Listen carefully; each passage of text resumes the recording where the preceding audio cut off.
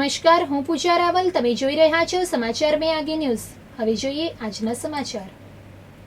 વિજાપુરના ખરોડ ગામમાં નવનિર્મિત રામજી મંદિરનો પ્રાણ પ્રતિષ્ઠા મહોત્સવ ભવ્ય રીતે યોજાયો. રૂપિયા 3.50 કરોડના ખર્ચે બનેલા આ મંદિરમાં 10 મૂર્તિઓની શાસ્ત્રોક્ત વિધિથી પ્રાણ પ્રતિષ્ઠા કરવામાં આવી.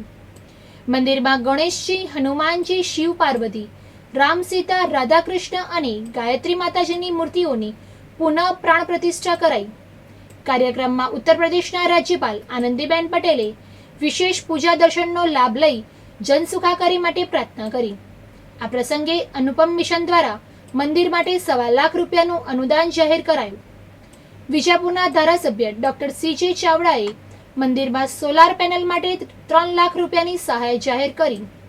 આ પ્રસંગે ઉત્તર પ્રદેશના રાજ્યપાલ આનંદીબેન પટેલ, ગુજરાત વિધાનસભાના અધ્યક્ષ શંકર ચૌધરી, રાજ્યના આરોગ્ય મંત્રી ઋષિકેશ પટેલ અને મહેસાણાના ધારાસભ્ય મુકેશ પટેલ સહિતના મહાનુભાવો ઉપસ્થિત રહ્યા હતા.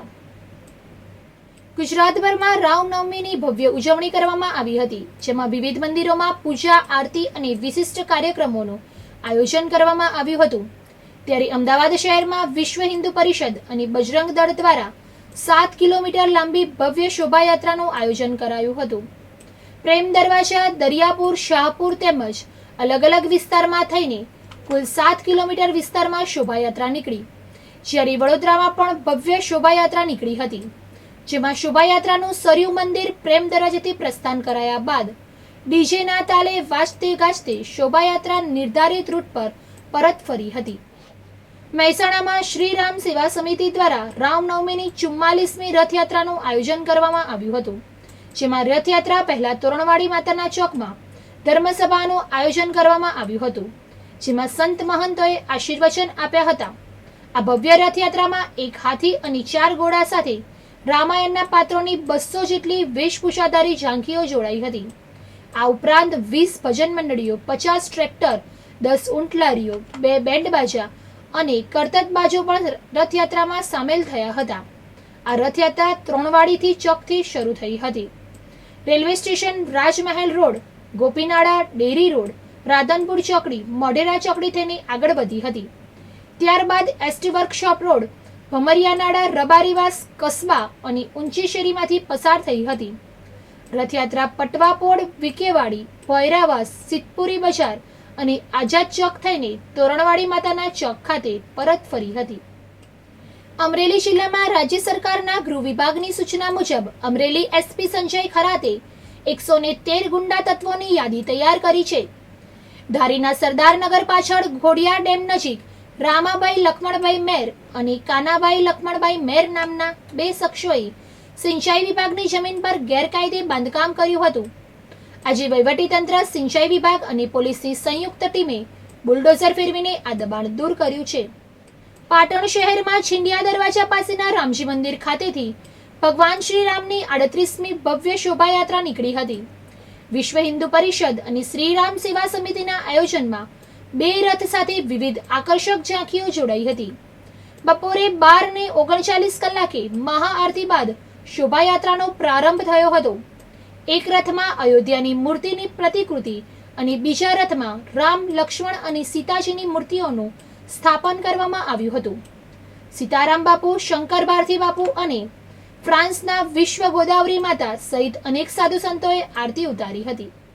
હિંમતનગરના ઈડર સ્ટેટ હાઈવેને જોડતા હાથમતી વિયર પર ઓવરબ્રિજ નિર્માણ કાર્ય ફરી શરૂ થયું છે. રાજ્ય સરકારે મંજૂરી આપ્યા બાદ શરૂ થયેલી આ કામગીરીમાં 6 વિયર અને 2 એબટમેન્ટનું નિર્માણ પૂર્ણ થયું હતું. રામનવમીના દિવસે શુભ મુહૂર્તમાં કામગીરી ફરી શરૂ કરવામાં આવી છે. હાલમાં 4 હેવી ક્રેન દ્વારા એબટમેન્ટ અને પ્રથમ વિયર વચ્ચે ગટર લોન્ચિંગની કામગીરી ચાલી રહી છે. વડનગર ખાતે ચૈત્રી નવરાત્રીના પાવન અવસર પર ગુજરાત પ્રવાસન નિગમ દ્વારા સાંસ્કૃતિક શનિવાર @વડનગર કાર્યક્રમનું આયોજન કરવામાં આવ્યું હતું, જેણે સ્થાનિક સંસ્કૃતિ અને મહિલા સશક્તિકરણને પ્રોત્સાહન આપ્યું હતું. આ કાર્યક્રમમાં વડનગર અને આસપાસના વિસ્તારોની ગૃહ ઉદ્યોગ સાહસિક મહિલાઓએ તથા અન્ય વ્યવસાયિક મહાનુભાવોએ ઉત્સાહભેર ભાગ લીધો હતો. સહભાગીઓએ વડનગરના ઐતિહાસિક સ્થળોની મુલાકાત લીધી હતી. શહેરના સમૃદ્ધ વારસાને નજીકથી જાણ્યું. ત્યારબાદ અમદાવાદના પ્રતિષ્ઠિત કલાકારોએ વડનગરના ગૌરવશાળી ઇતિહાસને જીવંત કરતું નાટ્ય પ્રદર્શન રજૂ કર્યું હતું. ચૈત્ર સુદ અષ્ટમીના શુભ દિવસે મહિલાઓએ પરંપરાગત ગરબાના તાલે ઝૂમીને ઉત્સવનો આનંદ માણ્યો હતો. કાર્યક્રમની સમાપ્તિ શ્રી શક્તિની ભવ્ય ફૂલોની આરતી સાથે થઈ, જેમાં ઉપસ્થિત સૌ ભક્તિભાવમાં લીન થયા હતા. ગુજરાત પ્રવાસન દ્વારા આયોજિત આ કાર્યક્રમ વડનગરના ઐતિહાસિક અને સાંસ્કૃતિક વારસાને પ્રોત્સાહન આપવા તથા સ્થાનિક મહિલા ઉદ્યોગ સાહસિકોને એક મંચ પૂરો પાડવાનો સફળ પ્રયાસ હતો.